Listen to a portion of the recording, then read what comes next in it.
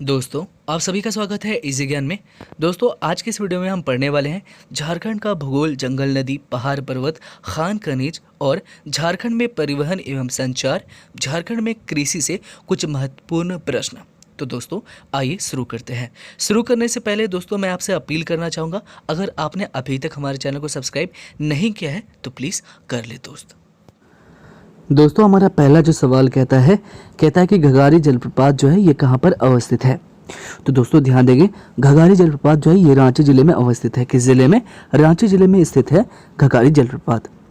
दोस्तों अगर हम घगारी जलप्रपात की बात करें तो यह जो जलप्रपात है यहाँ रांची जिले के लापुंग प्रखंड में जमुनी नदी पर अवस्थित है। ठीक है, ये जो जलप्रपात है घगारी जलप्रपात ये रांची जिले के लापुंग प्रखंड में जमुनी नदी पर अवस्थित है। ठीक है, यह प्रपात जो है ये 140 फीट ऊंचा है। दोस्तों अगला सवाल कहता है कि मुनीडीह या भटिंडा जलप्रपात कहाँ अवस्थित है। तो दोस्तों मुनीडीह या भटिंडा जलप्रपात धनबाद जिले में अवस्थित है। कहाँ पर? धनबाद जिले में। दोस्तों मुनीडीह या भटिंडा जलप्रपात धनबाद जिले में कतरी नदी पर अवस्थित है। किस नदी पर? कतरी नदी पर। ठीक है, अगला सवाल कहता है कि तेतुलिया गर्म जलकुंड कहाँ अवस्थित है। तो दोस्तों तेतुलिया गर्म जलकुंड जो है ये कहाँ पर अवस्थित है? ये अवस्थित है धनबाद में। ठीक है, धनबाद जिले में ही है तेतुलिया गर्म जलकुंड। ठीक है दोस्तों, अगर हम इस जलकुंड की बात करें तो ये धनबाद शहर से 7 किलोमीटर दूर दामोदर नदी के किनारे है। ठीक है, किस नदी के किनारे अवस्थित है? तो दामोदर नदी के किनारे तेतुलिया नामक स्थान पर अवस्थित है। अगला सवाल क्या कहता है अगला सवाल कि सूरज कुंड जो है, ठीक है, सूरज कुंड जो है गर्म जलकुंड जो है ये कहाँ अवस्थित है। सूरज कुंड गर्म जलकुंड कहाँ अवस्थित है? तो दोस्तों ये हजारीबाग जिले में अवस्थित है। ठीक है, सूरज कुंड गर्म जलकुंड स्थित है हजारीबाग में। दोस्तों भारत का यह सर्वाधिक गर्म जलकुंड है। भारत का यह सर्वाधिक गर्म जलकुंड है। 88 डिग्री सेल्सियस या इसका 190 फ़ारेनहाइट कह सकते हैं इसके तापमान। तो दोस्तों नेक्स्ट सवाल क्या कहता है कि निम्नलिखित में से कौन सी परियोजना जो है ये 2019 में बनकर पूर्ण हुई। ठीक है, निम्नलिखित में से कौन सी परियोजना 2019 में बनकर पूरी तरह से पूर्ण हुई? तो कोनार बराज परियोजना। कौन सा? कोनार बराज परियोजना ही 2019 में बनकर पूर्ण हुई। दोस्तों इस परियोजना की बात करें तो इस परियोजना की आधारशिला जो है 1978 ईस्वी में रखी गई थी। यह वर्ष 2019 में बनकर पूर्ण हुई। ठीक है, इस परियोजना से 3 जिले हजारीबाग, बोकारो और गिरिडीह के 62,895 हेक्टेयर कृषि योग्य भूमि की सिंचाई हो पाएगी और इस परियोजना को पूर्ण होने में 41 वर्षों का समय लगा है।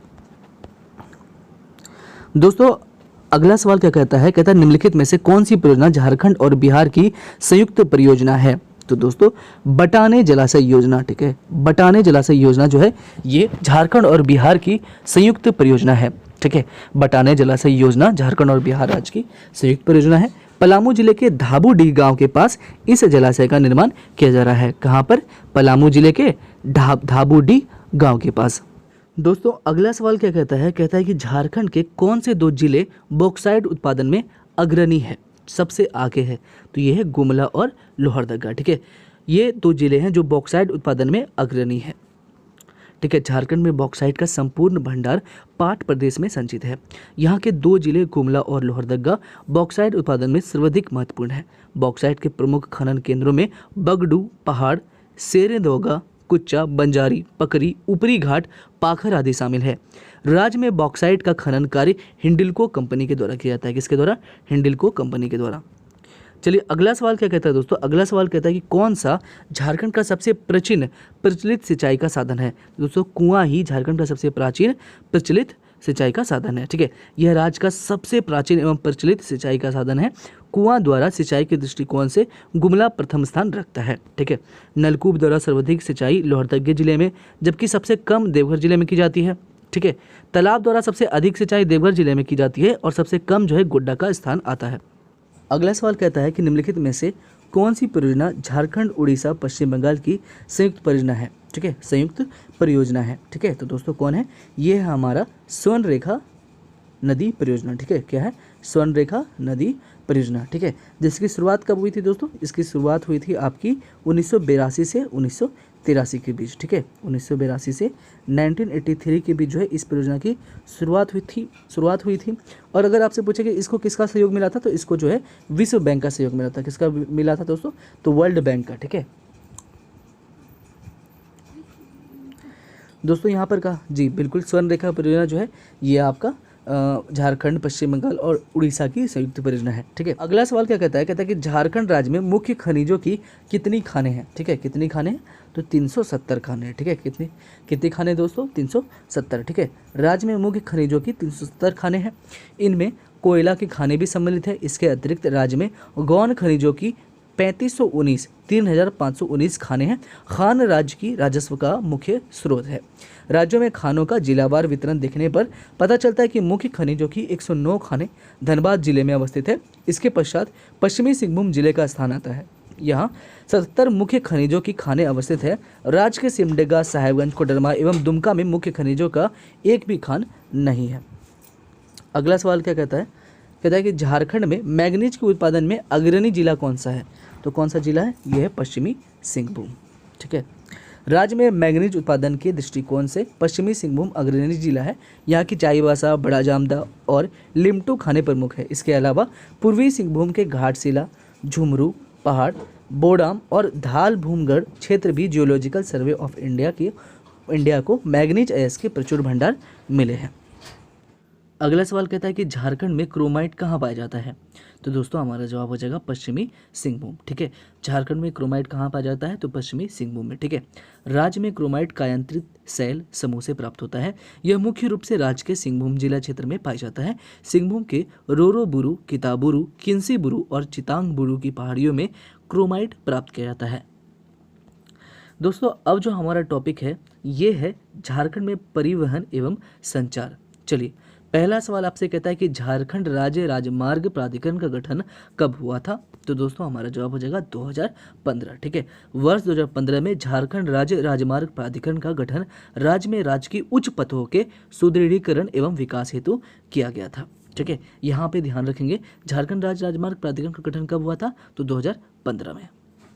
अगला सवाल क्या कहता है, कहता है कि झारखंड राज्य में राष्ट्रीय राजमार्गों की कुल लंबाई कितनी है। ठीक है, कितनी है, 3400 किलोमीटर। ठीक है, झारखंड राज्य में राष्ट्रीय राजमार्गों की कुल लंबाई है 3400 किलोमीटर। ठीक है, झारखंड राज्य में राष्ट्रीय राजमार्गों की कुल लंबाई 3400 किलोमीटर है। राज्य से गुजरने वाले राष्ट्रीय राजमार्गों की कुल संख्या है 33। दोस्तों अगला सवाल कहता है कि झारखंड का सबसे लंबा राष्ट्रीय राजमार्ग जो है ये कौन सा है। तो दोस्तों झारखंड का सबसे लंबा जो राष्ट्रीय राजमार्ग है ये है NH33। कौन सा है दोस्तों, NH33। ठीक है, उसके बाद कौन सा आता है, उसके बाद आता है NH114A। क्या आता है, NH114A। और राज्य का जो सबसे छोटा राष्ट्रीय राजमार्ग है ये है NH166B। कौन सा है दोस्तों, NH166B सबसे छोटा है। और सबसे लंबा राष्ट्रीय राजमार्ग कौन सा है, ये NH33 है। उसके बाद कौन सा है, तो NH114A है। और राज्य के सबसे छोटे राष्ट्रीय राजमार्ग कौन से है, तो 166B है। चलिए अगला सवाल कहता है कि झारखंड में ग्रामीण सड़कों का घनत्व या डेंसिटी जिसको कहते हैं हम, ये कितना है। झारखंड में ग्रामीण सड़कों का घनत्व कितना है दोस्तों, तो इसका घनत्व कितना है, तो 813.80 किलोमीटर बटे 1000 किलोमीटर इसका घनत्व है। ठीक है, राज्य में ग्रामीण सड़कों का घनत्व 813.80 किलोमीटर सड़क प्रति 1000 वर्ग किलोमीटर है। जबकि ग्रामीण सड़कों का राष्ट्रीय घनत्व 1288.74 किलोमीटर प्रति 1000 वर्ग किलोमीटर है। चलिए अगला सवाल क्या कहता है, नेक्स्ट सवाल कहता है कि झारखंड में राजकीय राजमार्ग की कुल लंबाई कितनी है। तो राजकीय राजमार्ग की कुल लंबाई है 1232 किलोमीटर। चलिए अगला सवाल क्या कहता है, कहता है कि धनबाद रेल डिवीजन का गठन कब हुआ था। तो दोस्तों धनबाद रेल डिवीजन का गठन जो हुआ था ये हुआ था 1951 ईस्वी में। कब, 1951 में। ठीक है, बात करें तो झारखंड में स्थित रेलवे स्टेशन 3 भिन्न भिन्न रेलवे जोन के अंतर्गत आता है। यह है पूर्व मध्य रेलवे। ठीक है, जिसका मुख्यालय कहाँ पर है, जिसका मुख्यालय है हाजीपुर। और इसका गठन कब हुआ था, तो 1996 में हुआ था। राज्य में इस जोन में धनबाद रेल डिवीजन स्थित है। धनबाद रेल डिवीजन का गठन कब हुआ, तो 5 नवंबर 1951 को। ठीक है, फिर क्या है, फिर है दक्षिण पूर्वी रेलवे। इसका मुख्यालय कहाँ है, हावड़ा है। राज्य का चक्रधर पूर्व रेलवे डिवीजन 1952 और रांची रेलवे डिवीजन 2003 इसी रेलवे जोन के अंतर्गत आता है। फिर है पूर्वी रेलवे, इसका मुख्यालय भी कोलकाता है तथा झारखंड का साहेबगंज रेलवे स्टेशन इसी जोन के अंतर्गत आता है। चलिए अगला सवाल क्या कहता है, कहता है कि राजस्व प्राप्ति के आधार पर झारखंड का सबसे बड़ा रेलवे कौन सा है। तो सबसे बड़ा जो रेलवे है ये है धनबाद। ठीक है, राजस्व प्राप्ति के आधार पर धनबाद झारखंड का सबसे बड़ा रेलवे स्टेशन है। चलिए अगला सवाल क्या कहता है दोस्तों, अगला सवाल कहता है कि झारखंड में निम्न में से किस जिले में 300 करोड़ की लागत से हवाई अड्डे का निर्माण किया जा रहा है। तो किस जिले में? देवघर में। ठीक है, झारखंड के देवघर में 300 करोड़ की लागत से हवाई अड्डे का निर्माण किया जा रहा है। इसमें 50 करोड़ रुपए की राशि का वहन राज्य सरकार द्वारा, 200 करोड़ DRDO द्वारा और शेष 50 करोड़ भारतीय विमानपत्तन प्राधिकरण द्वारा किया गया है। चलिए अगला सवाल क्या कहता है कि झारखंड डाक सर्किल जो है इसकी स्थापना कब हुई थी? ठीक है, झारखंड डाक सर्किल की स्थापना कब हुई थी? तो 2001 ईस्वी में। ठीक है, अलग राज्य निर्माण के पश्चात एक ही साल के बाद 2001 में भारतीय डाक विभाग ने भारतीय डाक सर्किल का गठन किया। इसमें पिन कोड का प्रथम अंक 8 के रूप में प्रयोग किया गया। किसका? 8 के रूप में। प्रथम अंक जो है किसका अंक के रूप में किया गया? तो 8 के रूप में। चलिए अगला सवाल कहता है कि जैप IT, ठीक है, Jharkhand agency to promotion of information technology का गठन जो है ये कब हुआ था? 2004 में हुआ था। कब हुआ था? 2004 में। ठीक है दोस्तों, 29 मार्च 2004 को जेप IT का गठन हुआ था। अगला सवाल क्या कहता है कि झारखंड में सर्वप्रथम दूरदर्शन केंद्र की स्थापना कब की गई थी? तो 1974 ईस्वी में। ठीक है, झारखंड में सर्वप्रथम दूरदर्शन केंद्र की स्थापना 1974 में की गई थी। ठीक है, झारखंड राज्य में सर्वप्रथम रांची में छठी पंचवर्षीय योजना के दौरान, किस पंचवर्षीय योजना के दौरान? तो छठी पंचवर्षीय योजना के दौरान 1974 में दूरदर्शन केंद्र की स्थापना करी गई थी।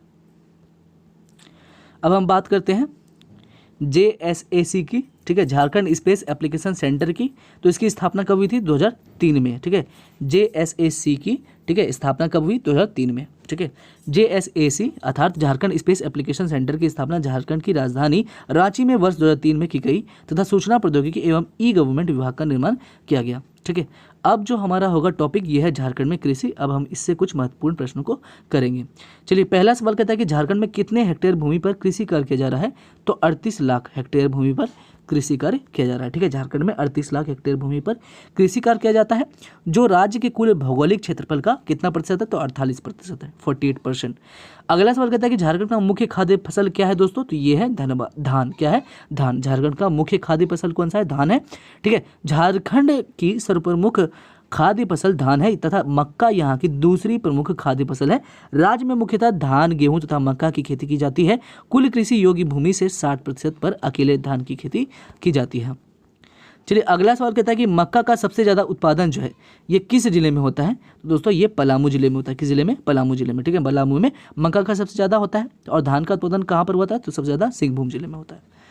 चलिए अगला सवाल कहता है कि स्थानांतरित खेती, शिफ्टिंग कल्टीवेशन को झारखंड में क्या कहा जाता है? तो इसे हम कुरुआ कहते हैं। क्या कहते हैं?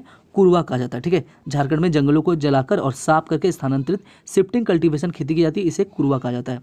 चलिए नेक्स्ट सवाल कहता है कि गन्ना का उत्पादन जो है, गन्ना का उत्पादन जो है ये किस जिले में सबसे ज़्यादा होता है? तो जो हजारीबाग में। ठीक है, कहाँ पर होता है? हजारीबाग में। ठीक है, गन्ना झारखंड राज्य का प्रमुख नकदी फसल है। हजारीबाग में इसका उत्पादन सबसे ज़्यादा होता है। चलिए अगला सवाल क्या कहता है? कहता है कि गेहूँ का उत्पादन सबसे ज़्यादा जो है ये राज्य के किस जिले में होता है? तो ये पलामू जिले में होता है। किस जिले में? पलामू जिले में गेहूं का सबसे ज़्यादा उत्पादन होता है। ठीक है, अगला सवाल क्या कहता है? कहता है कि झारखंड से 76 प्रगतिशील किसानों को सूक्ष्म सिंचाई प्रणाली को बेहतर तकनीक सीखने के लिए कहाँ भेजा गया था? तो इसे इजराइल भेजा गया। कहाँ भेजा गया था दोस्तों? तो इजराइल। ठीक है, राज्य के 76 प्रगतिशील किसानों को सूक्ष्म सिंचाई प्रणाली का बेहतर तकनीक सीखने हेतु इजराइल भेजा गया था। चलिए अगला सवाल क्या कहता है दोस्तों? अगला सवाल कहता है कि 29 से 30 नवंबर 2018 को 2 दिवसीय global agriculture and food summit कहाँ हुआ था? तो ये हुआ था रांची में। कहाँ पर हुआ था दोस्तों? रांची में। ठीक है दोस्तों, 29 से 30 नवंबर 2018 को 2 दिवसीय global agriculture and food summit का आयोजन खेलगांव रांची में किया गया था। इस समिट में 7 देशों एवं 8 राज्यों के प्रतिनिधियों एवं 10,000 किसानों ने भाग लिया था। चलिए अगला सवाल कहता है कि झारखंड आर्थिक समीक्षा 2019 से 20 के अनुसार राज्य में कितने गोदाम जो है ये कार्यरत है? तो कितने गोदाम कार्यरत है? तो 375। ठीक है, झारखंड आर्थिक समीक्षा 2019 से 2020 के अनुसार राज्य में वर्तमान समय में कुल 375 गोदाम कार्यरत है, जिसकी कुल भंडारण क्षमता जो है कितनी है? 1.61 लाख मीट्रिक टन है। राज्य में सर्वाधिक गोदाम गढ़वा 30, गिरिडीह 28 तथा पलामू 27 है। नेक्स्ट सवाल कहता है कि राज्य में सर्वाधिक पीडीएस डीलर कहाँ पर है दोस्तों? ठीक है, सबसे ज़्यादा जो पीडीएस डीलर है ये कहाँ पर पाया जाता है? तो ये रांची में। ठीक है, राज्य में सर्वाधिक पीडीएस डीलर रांची जिला में तथा सबसे कम जो है ये किस जिले में है? तो ये है लोहरदगा में। चलिए अगला सवाल क्या कहता है? कहता है कि झारखंड में बलुई मिट्टी का सर्वाधिक विस्तार किस क्षेत्र में पाया जाता है, तो दामोदर घाटी क्षेत्र में। ठीक है, किस क्षेत्र में, दामोदर घाटी क्षेत्र में। झारखंड में बलुई मिट्टी का सर्वाधिक विस्तार दामोदर घाटी क्षेत्र में पाया जाता है, जबकि राजमहल ट्रैप काली मिट्टी का विस्तार तथा अभरक मूल की लाल मिट्टी हजारीबाग एवं कोडरमा में पाई जाती है। चलिए नेक्स्ट सवाल क्या कहता है, कहता है कि झारखंड में कृषि का स्वरूप क्या है, तो दोस्तों जीवनदायी है। क्या है, जीवनदायी। ठीक है, झारखंड की अर्थव्यवस्था का मुख्य आधार कृषि है। झारखंड की अधिकांश जनसंख्या कृषि पर निर्भर है। यहाँ कृषि का स्वरूप जीवन निर्वाह है तथा यह मानसून पर निर्भर है। दोस्तों अगला सवाल कहता है कि झारखंड में सिंचाई का जो मुख्य साधन है ये क्या है, तो दोस्तों हमारा जवाब हो जाएगा कुआं। ठीक है, झारखंड में सिंचाई का जो मुख्य साधन है ये क्या है, कुआं। अगला सवाल कहता है कि खरीफ फसल के अंतर्गत झारखंड की दूसरी फसल कौन सी है, तो यह है मक्का। झारखंड राज्य में आर्थिक समीक्षा 2019 से 20 के अनुसार खरीफ फसल के अंतर्गत धान, मक्का, अरहर, उड़द, मूंग, मूंगफली आदि फसल आते हैं। खरीफ फसल के अंतर्गत यहाँ सर्वाधिक 66% पर खेती की जाती है, जबकि दूसरे स्थान पर मक्का 11% की खेती की जाती है।